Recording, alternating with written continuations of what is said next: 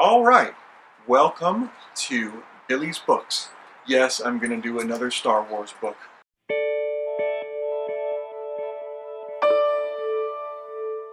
This Star Wars book is the first Star Wars novel I ever read back in middle school. It's called Splinter in the Mind's Eye, and it came out when I was in middle school. It came out pretty much right after Star Wars, the original Star Wars, Episode 4, long before Empire Strikes Back. Long before we knew all these things about Luke and Leia and all these things. So, this first novel, written by Alan Dean Foster, is basically a story just about Luke and Leia, and they crash land on a planet by accident on the way to some conference where Leia's trying to convince some more people to join the rebellion. And they're each flying. He's flying an X-wing and she's flying a Y-wing, and they get caught in some sort of something that pulls them down, and they conk out and they crash land in this nasty jungle.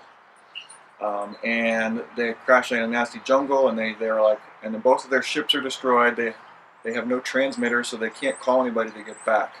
So they start exploring, and they stumble upon a secret Imperial base that is doing some mining, and it's a mining town, or basically it's a whole mining operation on a planet that has many species, many of which are sentient, some of which are unfortunately subservient to the Empire, and some which are not. And they try to sneak their way in to find some stuff, but they get caught in a street brawl. And taken into the Imperials. Before they get caught, Luke, they try to get some peasant clothes or worker clothes and try to blend in, but Leia is too damn regal. She's just too damn proud, and you can just tell she's really important. And Luke's like, no, you gotta slouch, walk crooked, look miserable, and they bicker about that for a while. And when they finally get caught. Or someone asks them, what's the deal? She doesn't, they see that he has calluses on his hands from being a working farmer, but she's just as soft and as aristocratic as anybody can be. And people are like, what's up with that? And so he has to lie and say, oh, she's my servant, which she really does not appreciate, but she begrudgingly goes along with it because it's the only way, it's what's keeping them alive. But she keeps on doesn't just walk funny, she also uses fancy words. She talks really in a very eloquent language, and they're all like, "Whoa, really? That's some pretty fancy talk for a slave." So it's not really in canon. So one thing we ourselves didn't know, is that they're siblings. So when they get caught up in these adventures, sometimes they huddle, and Luke. It's always from Luke's perspective. Luke is all turned on and stuff, but tries to repress it. We never hear her perspective about what it's like to be clinging to him, which is funny, because we do see her perspective in other things, because they jump from POV, as many novels do. But what's interesting to me is what he's doing. Of course, so there's no expectation that Leia has any powers whatsoever, and her character is basically, this is written in the 70s. So she's still kind of the fiery maiden who doesn't have a lot of skills, but boy, she has a lot of spirit, doesn't she? Whereas Luke has all these skills, so when they get caught in combat, he figures things out, like how to use like down stormtroopers, their grenades and things like that. So Leia is really fiery, and she's so fiery and so intense that she picks fights that she can't win just because she's so proud. Anyway, they finally get taken into the Imperials.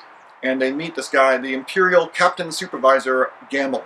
He basically runs the planet, or not the planet, but at least I don't know if it's that he runs the planet or just this base on this part of the planet.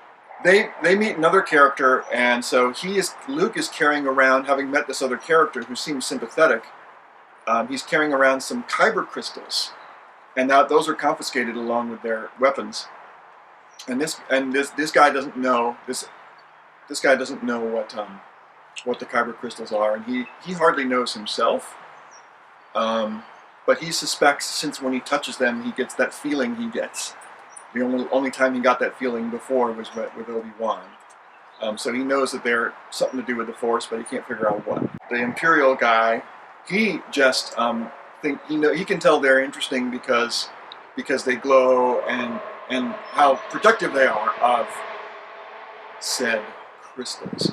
One thing that's funny is if you guys are Star Wars fans, you've probably seen The Mandalorian. Towards the end of season 2, one of the episodes with Bill Burr in it, they end up sneaking into a mining town on a planet, and they encounter and have a conversation, a very, very tense conversation with an Imperial officer who seems kind of like maybe a Confederate Imperial officer. He has that kind of Confederate vibe if he were on Earth. He's got that attitude, and so when I read this book, I see his face. I don't know if his face really is that, because a novel, he doesn't really have a face, but that's just what comes to mind. Anyway, so he's like, oh, I'm like, this seems important. Either these crystals seem important. He thinks the crystals are important, but doesn't think that his captives are important because he doesn't know any better. Because Leia has successfully disguised herself and covered herself in muck, and I don't even know. I guess they don't even recognize her for some other reason. Anyway, but so this guy, the Imperial guy, calls the big cheese the Governor Asada, and they have a little chat. And Governor Asada's like, "Kyber crystals, whatever. Tell me more about these captives." "A couple of petty thieves penetrated and landed in secret on Circopolis 5, said the governor disbelievingly. "I think so, sir. A boy and a young woman." "Young woman," Asada repeated. "We've heard rumors from Circopolis 4 about an important meeting that the underground leaders were preparing for. A young woman, you say? Would she happen to be dark-haired, fiery-tempered, and perhaps even a touch sarcastic?" I just love that. And of course, the answer is big time. So he says, "Well, that's what interests me, so I'm going to send an important Imperial to you. You can probably judge by the cover who that Imperial person is. As someone who's really interested in these people is coming to interrogate them." And so he's like, "Well, I guess we can't kill them." So he puts them in the cell and makes sure that they stay alive. He tells them, "Oh, well, I'm keeping you alive because there's an important Imperial coming to interrogate you." And when Leia hears that, she freaks, because she flashes back to when she was interrogated in the Death Star, which they imply that it's pretty scary, but you never see it. Well, it sucked. And she starts getting all shaky and really, really freaked out about being interrogated. So that must have really sucked. And that's where I'm going to leave it. Because you know me, I don't tell the ending of stories. So, but let's get back to it again. So the writing. Is the writing good? It's like a regular old, it's like many of the pre-canon Star Wars novels, where it's filled with action and clever quips and all that, and some monsters kill you and some monsters help you and all that stuff. So it has the action-packed, funny but dramatic vibe that you would expect from many Star Wars novels. What you can't expect is it to be entirely on target about the characters as you know them now. I would say, for me, it's sentimental because I read it when I was in 6th grade. And I liked it when I was in 6th grade. I remember reading it in art class. I can still smell the clay.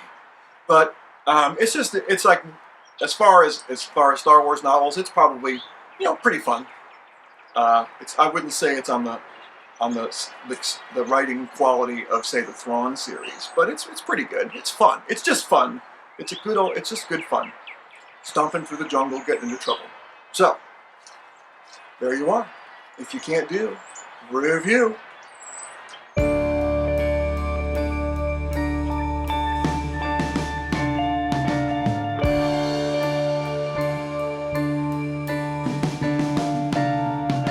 What you gonna do when the satellites drop, when the satellites drop, when